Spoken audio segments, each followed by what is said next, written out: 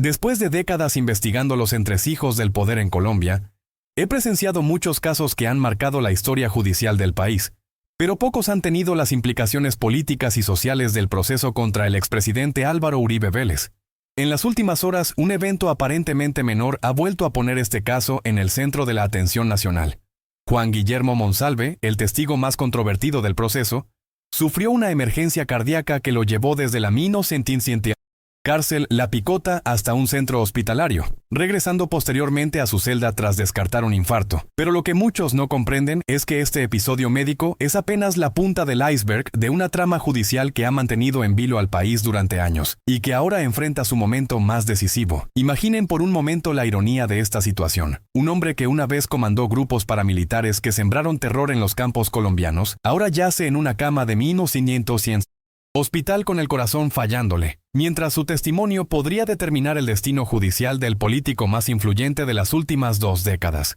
Monsalve fue trasladado el jueves 24 de julio desde La Picota hacia un centro médico especializado, donde los profesionales de la salud trabajaron durante horas para estabilizar su condición cardíaca. A las 1:45 de la madrugada del viernes, fue retornado a su celda bajo estricta custodia, pero el daño mediático y político ya estaba hecho. Una vez más, la atención nacional se concentraba en este hombre cuyo pasado criminal se entrelaza inexorablemente con el futuro judicial de uno de los expresidentes más controvertidos de la historia colombiana. Lo que presenciamos no es simplemente la hospitalización rutinaria de un recluso. Estamos ante un momento crítico donde confluyen múltiples factores: la salud deteriorada de un testigo clave, la inminente decisión judicial de la magistrada Sandra Liliana Heredia y la reciente propuesta de la ley de sometimiento que podría cambiar radicalmente el panorama del caso.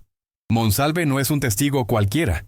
Es un exparamilitar condenado a 44 años de prisión por secuestro extorsivo y concierto para delinquir, cuyo testimonio constituye uno de los pilares fundamentales de las acusaciones contra el expresidente por fraude procesal y soborno a testigos. Pero déjenme plantearles las preguntas que realmente importan y que nadie se atreve a formular públicamente. ¿Qué sucede si Monsalve, el testigo estrella de la Fiscalía, fallece antes de que concluya el proceso? ¿Es éticamente aceptable que la justicia colombiana dependa del testimonio de un criminal convicto, cuya credibilidad ha sido cuestionada sistemáticamente? ¿Hasta qué punto la ley de sometimiento del gobierno Petro podría convertirse en una herramienta para que testigos comprometidos obtengan beneficios a cambio de mantener o modificar sus declaraciones?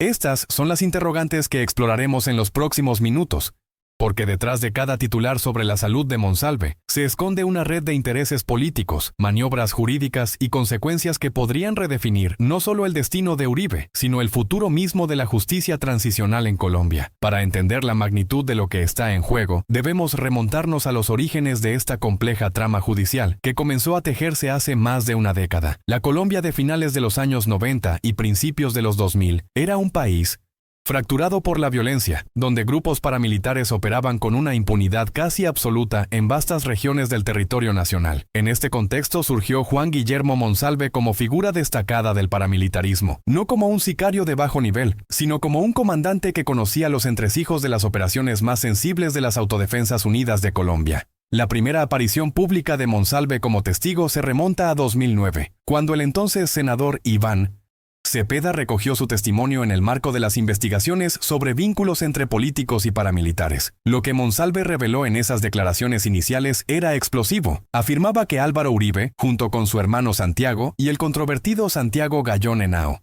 fundador de la hacienda Guacharacas tras el asesinato de Alberto Uribe Sierra y señalado como autor intelectual del crimen del futbolista Andrés Escobar, habían sido los verdaderos arquitectos del bloque metro de las AUC. Según el relato de Monsalve, lo que inicialmente había sido concebido como una estructura de autodefensa para enfrentar las extorsiones del ELN y proteger los intereses económicos de influyentes familias antioqueñas, se transformó gradualmente en una máquina de guerra que cometió atrocidades indescriptibles contra la población civil. Masacres, desplazamientos forzados, secuestros y asesinatos selectivos se convirtieron en la metodología habitual de estos grupos, que operaban bajo la supuesta protección de figuras políticas de primer nivel.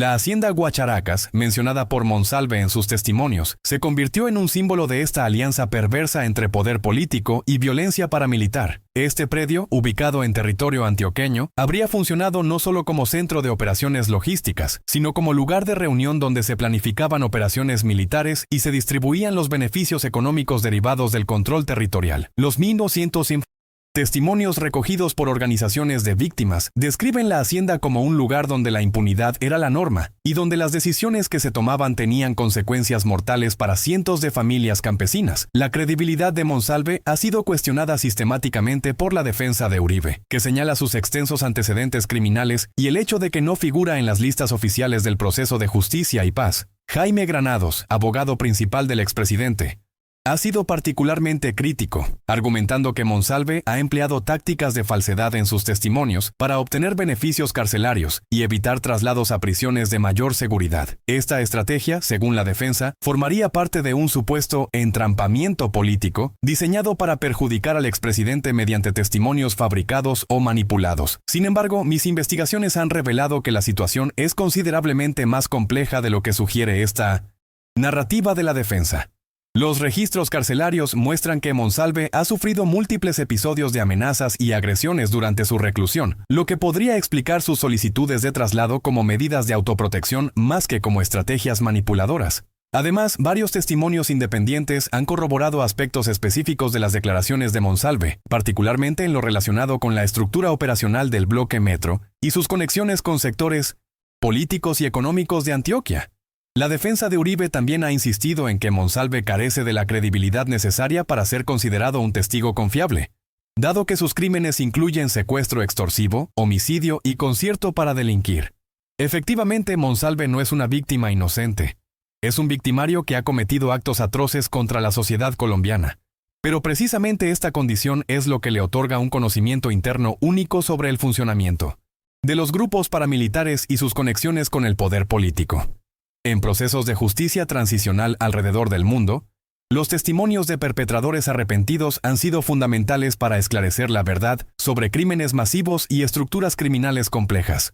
El punto de inflexión llegó cuando se reveló que Diego Cadena, entonces abogado de Uribe, había ofrecido beneficios carcelarios a Monsalve a cambio de modificar su declaración. Esta revelación no solo comprometió la defensa del expresidente, sino que llevó a la suspensión de Cadena por 3 años para ejercer la abogacía, demostrando que las acusaciones de manipulación de testigos tenían fundamentos sólidos. El episodio de Cadena ilustra la complejidad ética y legal del caso, donde la línea entre la defensa legítima y la obstrucción a la justicia se volvió extremadamente difusa. Lo que realmente resulta perturbador del caso Cadena es la metodología empleada y la evidencia que se logró recopilar. Las grabaciones secretas realizadas por testigos mostraron a Cadena ofreciendo explícitamente beneficios específicos, mejores condiciones carcelarias, posibilidad de traslados a cárceles de menor seguridad y hasta la promesa de gestionar reducciones de pena. Estas grabaciones no fueron producto de una operación de inteligencia estatal, sino de testigos que decidieron documentar las presiones que estaban recibiendo, lo que añade una dimensión de espontaneidad y autenticidad que es difícil de refutar. Más revelador aún es el hecho de que Cadena no era un abogado novato, actuando por iniciativa propia. Se trataba del representante legal principal de Uribe, con décadas de experiencia en derecho penal y profundo conocimiento de las implicaciones éticas de sus acciones. Esto plantea interrogantes inevitables sobre el nivel de conocimiento que tenía el expresidente sobre estas gestiones, y si forman parte de un patrón más amplio de interferencia en el proceso judicial. El caso Cadena también reveló la existencia de una red más extensa de intermediarios que habían estado contactando a diferentes testigos del proceso. Según las investigaciones judiciales, al menos otros 4 testigos reportaron haber recibido ofertas similares de parte de personas que se identificaban como cercanas a la defensa de Uribe. Esto sugiere que no se trató de una acción aislada, sino de una estrategia sistemática de manipulación testimonial que podría configurar los delitos de fraude procesalis, soborno a testigos por los cuales se acusa al expresidente. La situación actual se ve agravada por la propuesta de la ley de sometimiento, impulsada por el ministro de Justicia Eduardo Montealegre, como parte de la política de paz total del gobierno Petro. Esta iniciativa, que contempla beneficios judiciales para exintegrantes de grupos armados ilegales, ha generado profunda inquietud en sectores opositores que ven en ella una oportunidad para que Monsalve obtenga su libertad anticipada. Granados ha advertido que esta ley podría convertirse en el premio que estaba buscando Juan Guillermo Monsalve para salir libre de la picota, lo que plantea interrogantes sobre la continuidad y validez de su testimonio si obtuviera estos beneficios. La ley de sometimiento representa uno de los componentes más controvertidos de la política de paz total, pues pretende extender beneficios similares a los otorgados a las FARC durante el proceso de paz de La Habana hacia otros grupos armados ilegales que no participaron en negociaciones formales. En teoría, la iniciativa busca incentivar la desmovilización de estructuras criminales residuales y facilitar la reintegración social de excombatientes que permanecen en prisión. Sin embargo, la aplicación práctica de esta normativa genera interrogantes legítimos sobre la diferenciación entre combatientes políticos y criminales comunes, y sobre los mensajes que se envían a las víctimas del conflicto armado. En el caso específico de Monsalve, la ley de Minusellín sometimiento podría resultar en una reducción sustancial de su condena de 44 años, o incluso en su liberación inmediata si se cumplen ciertos requisitos relacionados con reparación a víctimas y colaboración con la justicia. Esta posibilidad ha generado especulaciones sobre si Monsalve podría estar calculando estratégicamente el momento y el contenido de sus declaraciones para maximizar sus beneficios bajo la nueva normativa. Si esto fuera cierto, estaríamos ante un escenario donde la búsqueda de la verdad judicial se subordina a los cálculos de beneficio personal de los testigos, pero la ley de sometimiento también plantea dilemas éticos más profundos. ¿Es moralmente aceptable ofrecer beneficios judiciales a perpetradores de crímenes atroces a cambio de su colaboración con la justicia? ¿Hasta qué punto estos incentivos pueden comprometer la veracidad de los testimonios? La experiencia internacional en procesos de justicia transicional muestra que estos mecanismos pueden ser efectivos para esclarecer la verdad y facilitar la reconciliación, pero también que requieren salvaguardas estrictas para evitar la manipulación y garantizar que los beneficios se otorguen únicamente a quienes contribuyan genuinamente al esclarecimiento de la verdad. La dimensión política del caso se ha intensificado con las declaraciones del presidente Gustavo Petro, quien ha mantenido una postura públicamente neutral pero significativa. Su llamado a no presionar a los jueces, expresado a través de redes sociales con la frase «no se debe presionar a los jueces», constituye tanto una defensa de la autonomía judicial como una advertencia implícita sobre las presiones extrajudiciales que podrían estar ejerciéndose. Petro ha anunciado que evitará pronunciarse sobre las actuaciones de Uribe hasta que la justicia tome una determinación definitiva, una posición que, paradójicamente, es en sí misma una declaración política sobre la importancia del caso. La posición de Petro adquiere particular relevancia cuando se considera el contexto político más amplio. Como exguerrillero del M-19 y víctima de persecución política durante las administraciones Uribe, Petro tiene motivaciones personales y políticas claras para ver al expresidente enfrentar las consecuencias judiciales de sus actos. Sin embargo, su decisión de mantener distancia pública del proceso puede interpretarse como un intento de fortalecer la legitimidad de cualquier eventual condena, evitando que ésta sea percibida como una venganza política. Más allá de las declaraciones públicas, el gobierno Petro ha tomado decisiones concretas que podrían influir indirectamente en el caso.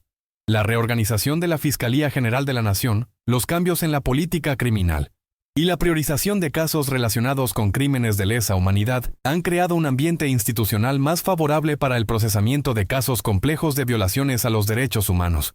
Aunque estos cambios no se dirigen específicamente al caso Uribe, sí crean un contexto donde la investigación de vínculos entre políticos y grupos armados ilegales recibe mayor respaldo institucional. El expresidente Uribe, por su parte, ha mantenido una estrategia de comunicación agresiva, utilizando sus redes sociales y medios afines para denunciar lo que considera una persecución política sistemática. Sus declaraciones frecuentes sobre el caso, sus ataques a la credibilidad de testigos como Monsalve y sus cuestionamientos a la imparcialidad de los magistrados asignados al proceso forman parte de una campaña mediática diseñada para influir en la opinión pública y posiblemente ejercer presión indirecta sobre el sistema judicial. Las implicaciones de este proceso trascienden el destino personal de Uribe o Monsalve.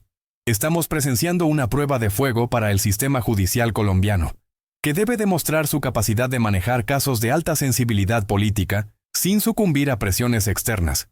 La credibilidad de las instituciones democráticas está en juego, particularmente en un momento donde la polarización política alcanza niveles críticos y donde cada decisión judicial es interpretada a través de lentes partidistas. El caso también ha puesto en evidencia las debilidades estructurales del sistema de protección a testigos en Colombia. Los múltiples episodios de amenazas, presiones y tentativas de soborno que han experimentado los testigos del proceso Uribe demuestran que las garantías existentes son insuficientes para casos de esta magnitud, la salud precaria de Monsalve, sus solicitudes constantes de traslado carcelario y los reportes de intimidación que ha recibido ilustran la vulnerabilidad extrema en la que se encuentran quienes deciden colaborar con la justicia en casos que involucran a figuras poderosas. Desde una perspectiva internacional, el caso Uribe Monsalve está siendo observado atentamente por organismos de derechos humanos y gobiernos extranjeros como un indicador de la capacidad de Colombia para procesar crímenes del pasado y consolidar su transición hacia la paz.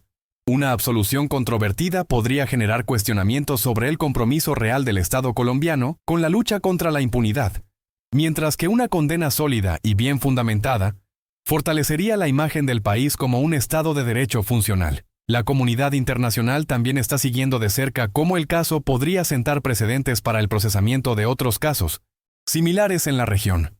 América Latina ha experimentado múltiples procesos de justicia transicional en las últimas décadas, y la experiencia colombiana con el caso Uribe podría ofrecer lecciones valiosas sobre cómo manejar las tensiones entre paz, justicia y reconciliación en contextos de alta polarización política. La salud precaria de Monsalve añade un elemento de urgencia temporal al proceso que no puede ser subestimado. Sus episodios cardíacos recurrentes plantean la posibilidad real de que el testigo clave no esté disponible para futuras diligencias judiciales, lo que podría interpretarse como una ventaja para la defensa de Uribe o como una pérdida irreparable para la Fiscalía, dependiendo de la perspectiva desde la cual se analice. Esta situación médica también genera debates éticos sobre las condiciones carcelarias y el acceso a atención médica especializada para reclusos de alta importancia judicial. Los registros médicos de Monsalve, aunque protegidos por la confidencialidad médica, han filtrado información que sugiere un deterioro progresivo de su condición cardiovascular durante los últimos 2 años. Fuentes cercanas al sistema carcelario han indicado que ha requerido intervenciones médicas de emergencia en al menos 4 ocasiones desde 2023, lo que plantea interrogantes sobre la calidad de la atención médica preventiva que recibe en La Picota y sobre la sostenibilidad de mantenerlo en condiciones de reclusión ordinaria. La situación de salud de Monsalve también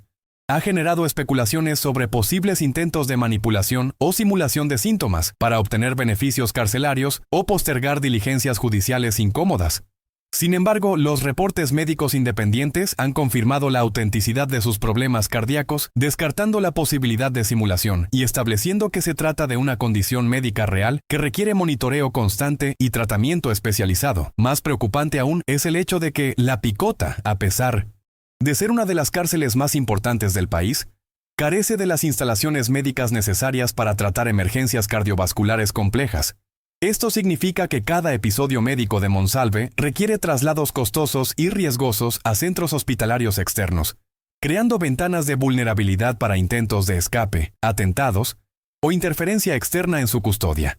El caso Monsalve Uribe también revela las profundas fracturas que aún existen en la sociedad colombiana respecto al conflicto armado y la responsabilidad de las élites políticas en su perpetuación. Para algunos sectores, Uribe representa la firmeza contra el terrorismo y la defensa de la institucionalidad democrática. Para otros, simboliza la alianza espuria entre política tradicional y paramilitarismo. Monsalve, por su parte, encarna tanto la posibilidad de que la verdad emerja desde las entrañas del conflicto como el riesgo de que testimonios interesados contaminen la búsqueda de justicia. La reciente hospitalización de Monsalve también pone de relieve las condiciones de vida en el sistema carcelario colombiano, particularmente para reclusos de alto perfil, que requieren medidas especiales de seguridad. La Picota, donde permanece recluido, es conocida por albergar a algunos de los criminales más notorios del país, pero también por las deficiencias en atención médica especializada que obligan a traslados constantes a centros hospitalarios externos, creando riesgos de seguridad y oportunidades para intentos de fuga o intimidación. Mirando hacia el futuro inmediato, la decisión de la magistrada Sandra Liliana Heredia se perfila como un momento definitorio, no solo para los protagonistas directos del caso, sino para el conjunto del sistema político colombiano.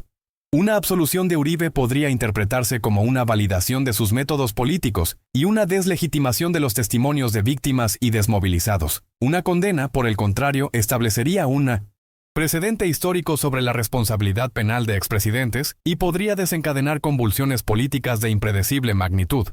La magistrada Heredia enfrenta una presión extraordinaria en la toma de esta decisión.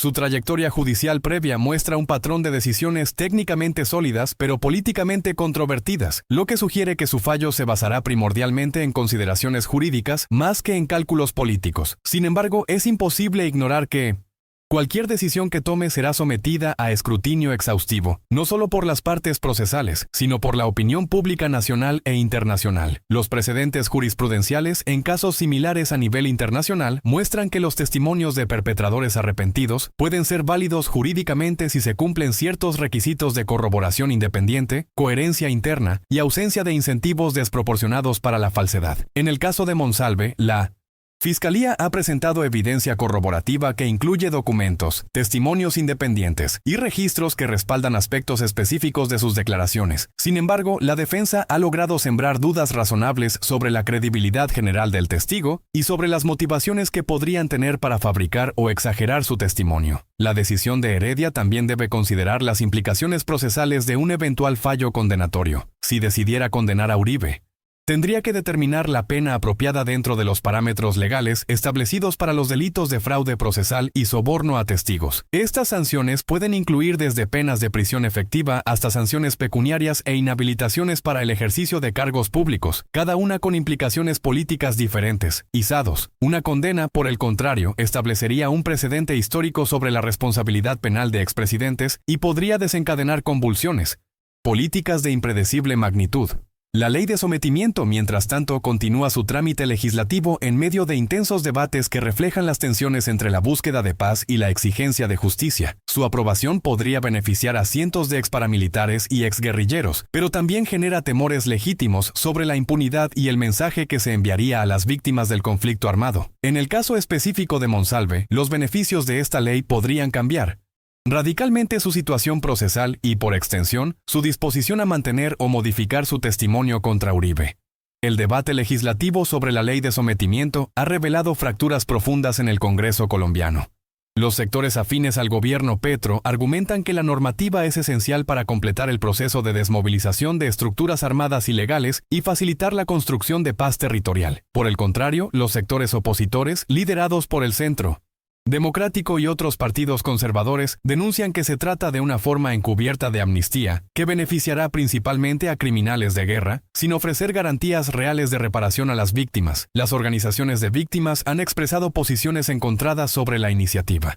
Algunas han respaldado la ley como una oportunidad para obtener verdad sobre crímenes que han permanecido en la impunidad durante décadas, mientras que otras la rechazan por considerar que subordina los derechos de las víctimas a consideraciones de conveniencia política. En el caso específico de Monsalve, organizaciones de víctimas del paramilitarismo en Antioquia han manifestado su preocupación porque eventuales beneficios judiciales podrían incentivar la retractación de testimonios importantes para el esclarecimiento de la verdad. La Corte Constitucional también será llamada a pronunciarse sobre la constitucionalidad de la ley de sometimiento una vez sea aprobada por el Congreso. Los precedentes jurisprudenciales de la Corte en materia de justicia transicional muestran un equilibrio complejo entre el reconocimiento de prerrogativas del Ejecutivo para diseñar políticas de paz y la protección de los derechos fundamentales de las víctimas. Es probable que la Corte establezca condiciones estrictas para la aplicación de los beneficios, incluyendo requisitos de reparación integral a víctimas y colaboración efectiva con el esclarecimiento de la verdad. Desde mi perspectiva, basada en el análisis de múltiples procesos judiciales de similar envergadura a nivel nacional e internacional, considero que el caso Uribe-Monsalve representa un test definitivo para la madurez democrática de Colombia. La capacidad del sistema judicial de procesar este caso sin sucumbir a presiones políticas, mediáticas o sociales determinará en gran medida la confianza ciudadana en las instituciones y la posibilidad de construir una paz duradera basada en la verdad y la justicia. La hospitalización de Monsalve, aparentemente un evento menor, simboliza la fragilidad de un proceso judicial que depende en gran medida de testimonios humanos, con todas sus limitaciones y vulnerabilidades. Mi experiencia investigando casos similares en otros países de América Latina me ha enseñado que los procesos de justicia transicional enfrentan inevitablemente tensiones entre diferentes objetivos legítimos: la búsqueda de la verdad, la sanción de los responsables, la reparación a las víctimas y la prevención de la repetición.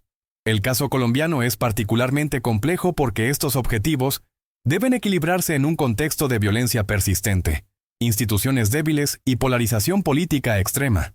La comparación con casos similares en Argentina, Chile, Guatemala y otros países de la región revela patrones comunes en los dilemas que enfrenta Colombia. En todos estos contextos, los testimonios de perpetradores han sido fundamentales para el esclarecimiento de la verdad, pero también han generado controversias sobre su credibilidad y sobre los incentivos apropiados para obtener su colaboración. La experiencia internacional sugiere que la validez de estos testimonios depende menos de la moralidad de los testigos que de la solidez de los mecanismos de corroboración independiente y de las salvaguardas procesales para evitar la manipulación. En el contexto específico del caso Uribe, mi análisis sugiere que la Fiscalía ha logrado construir un cuerpo de 1985. Evidencia que va más allá del testimonio de Monsalve, incluyendo documentos, registros y testimonios independientes que corroboran aspectos centrales de sus declaraciones. Sin embargo, la defensa ha sido exitosa en sembrar dudas sobre la credibilidad del testigo principal y sobre las motivaciones que podrían tener las autoridades judiciales para perseguir al expresidente. Un elemento que me resulta particularmente revelador es la evolución del discurso público sobre el caso durante los últimos años. Las encuestas de opinión muestran que la percepción ciudadana sobre la culpabilidad o inocencia de Uribe está fuertemente correlacionada con las preferencias políticas partidistas, lo que sugiere que gran parte de la población ya ha formado opiniones sobre el caso independientemente de la evidencia presentada en el proceso judicial. Esta polarización de las percepciones públicas aumenta la presión sobre los magistrados y complica la legitimación social de cualquier decisión que tomen. Los humos que hemos analizado hoy demuestra que detrás de cada titular judicial hay una red compleja de intereses políticos, consideraciones éticas y consecuencias sociales que trascienden el caso particular. La salud de Juan Guillermo Monsalve no es solo una preocupación médica. Es un factor que podría inclinar la balanza de la justicia en una dirección u otra. La decisión inminente de la magistrada Heredia no será simplemente una resolución jurídica. Será un veredicto sobre la capacidad del Estado colombiano de procesar su pasado violento y construir un futuro basado en la institucionalidad. Más allá de las consideraciones legales, este caso ha expuesto las profundas divisiones que aún existen en la sociedad colombiana sobre la interpretación del conflicto armado y la responsabilidad de diferentes actores en su prolongación. Para millones de colombianos, Uribe sigue siendo el líder que enfrentó con firmeza al terrorismo y defendió la institucionalidad democrática. Para otros, representa la alianza corrupta entre poder político y violencia paramilitar que perpetuó el sufrimiento de las víctimas. Estas divisiones no son meramente ideológicas, reflejan experiencias vividas diferenciadas con el conflicto armado. Las regiones que sufrieron más intensamente la violencia paramilitar tienden a tener percepciones más críticas sobre Uribe, mientras que las áreas urbanas que se beneficiaron de las políticas de seguridad democrática mantienen visiones más favorables. Esta geografía de las percepciones sobre el caso refleja las asimetrías del conflicto armado colombiano y los desafíos que enfrenta cualquier proceso de reconciliación nacional. El caso también ha puesto en evidencia las limitaciones del sistema de medios de comunicación colombiano para cubrir procesos judiciales complejos de manera equilibrada y técnica. La polarización mediática ha llevado a que diferentes medios presenten versiones contradictorias de los mismos hechos, contribuyendo a la confusión pública y al fortalecimiento de narrativas partidistas sobre el caso. Esta situación ilustra la necesidad de fortalecer el periodismo judicial especializado y de crear mecanismos para que la ciudadanía pueda acceder a información técnica y objetiva sobre procesos de esta envergadura. Desde una perspectiva de género, vale la pena destacar que el caso ha sido manejado jurídicamente por mujeres en posiciones clave. La magistrada Sandra Liliana Heredia, la fiscal del caso y varias de las abogadas de víctimas. Esta circunstancia no es casual, refleja tanto los avances en la participación femenina en la rama judicial como la especialización de mujeres juristas en temas de derechos humanos y justicia transicional. Sus decisiones en este caso podrían sentar precedentes importantes para futuros procesos similares. Me interesa profundamente conocer su perspectiva sobre este complejo entramado judicial y político que hemos analizado. ¿Considera que el testimonio de un ex paramilitar condenado como Monsalve puede ser suficientemente confiable para sustentar una acusación contra un expresidente de la República? ¿Cree que la ley de sometimiento representa una oportunidad genuina de paz y reconciliación? ¿O constituye un riesgo inaceptable de impunidad que podría beneficiar a criminales de guerra? ¿Hasta qué punto considera que las presiones políticas y mediáticas pueden estar influyendo en las decisiones judiciales de este caso? Estas preguntas no tienen respuestas fáciles y reconozco que personas razonables pueden llegar a conclusiones diferentes basándose en la misma evidencia. Sin embargo, es precisamente esta complejidad la que hace esencial que mantengamos un debate público informado y respetuoso sobre estos temas fundamentales para el futuro de Colombia. Sus opiniones, experiencias personales con el conflicto armado y reflexiones sobre la justicia transicional en nuestro país son invaluables para enriquecer mi comprensión de estos procesos. Los leo atentamente en los comentarios y, con frecuencia, incorporo sus perspectivas en análisis posteriores. También me gustaría conocer su opinión sobre un aspecto particular que considero crucial: cómo deberían equilibrar los sistemas judiciales las necesidades de verdad, justicia y reparación cuando estos objetivos entran en tensión. En el caso específico de Monsalve, ¿es éticamente aceptable ofrecer beneficios judiciales a perpetradores de crímenes atroces a cambio de su colaboración con la justicia, sabiendo que esto podría crear incentivos para testimonios fabricados o exagerados? Estas reflexiones son particularmente relevantes en el contexto actual, donde Colombia enfrenta decisiones trascendentales sobre cómo procesar las violaciones masivas de derechos humanos del pasado mientras construye instituciones más sólidas para el futuro. La experiencia del caso Uribe Monsalve, independientemente de su resultado final, ofrecerá lecciones valiosas sobre los desafíos y oportunidades de la justicia transicional en contextos de 1900. Alta polarización política. Si este análisis exhaustivo del caso Uribe Monsalve les ha proporcionado una comprensión más clara de las dimensiones reales de esta compleja trama judicial, los invito cordialmente a darle like al video y a suscribirse al canal para continuar recibiendo investigaciones de esta profundidad y rigor académico. Para quienes deseen profundizar en otros casos judiciales que han marcado la historia reciente de Colombia, recomiendo especialmente el video que aparece en pantalla sobre el proceso de justicia y paz y sus implicaciones para la reconciliación nacional, donde analizo cómo los testimonios de desmovilizados han contribuido al esclarecimiento de la verdad sobre crímenes masivos. Además, consciente de la complejidad técnica de estos procesos judiciales, he preparado un análisis exclusivo sobre los mecanismos internacionales de protección a testigos en procesos de alta sensibilidad política, disponible gratuitamente a través del primer enlace en la descripción del video. Este material complementario incluye estudios de casos comparados de Argentina, Chile y Guatemala y ofrece herramientas conceptuales para entender mejor los dilemas éticos y jurídicos que enfrentan los sistemas judiciales en contextos de justicia transicional. Para aquellos interesados en una perspectiva más amplia sobre la política de paz total del gobierno Petro y sus implicaciones para casos como el de Monsalve, he desarrollado una serie especial de videos que abordan diferentes aspectos de esta política pública. Pueden acceder a esta serie completa escaneando el código QR que aparece en pantalla o visitando la sección de listas de reproducción de nuestro canal. También quiero informarles que estamos desarrollando un podcast semanal donde profundizaremos en casos judiciales de actualidad, con invitados expertos, incluyendo juristas, víctimas y académicos especializados en justicia transicional. Si consideran que este formato podría ser valioso, déjenme saber en los comentarios y estaremos lanzando los primeros episodios en las próximas semanas. Finalmente, para mantenerse actualizados sobre los desarrollos más recientes del caso Uribe Monsalve, los invito a seguir nuestras redes sociales donde publico análisis breves cada vez que hay novedades procesales significativas. La decisión de la magistrada Heredia podría conocerse en cualquier momento y cuando eso suceda tendremos análisis inmediato y contexto experto para entender sus implicaciones. No se pierdan este momento histórico para la justicia colombiana. Estaremos aquí para acompañarlos en la comprensión de estos procesos fundamentales para el futuro de nuestra democracia.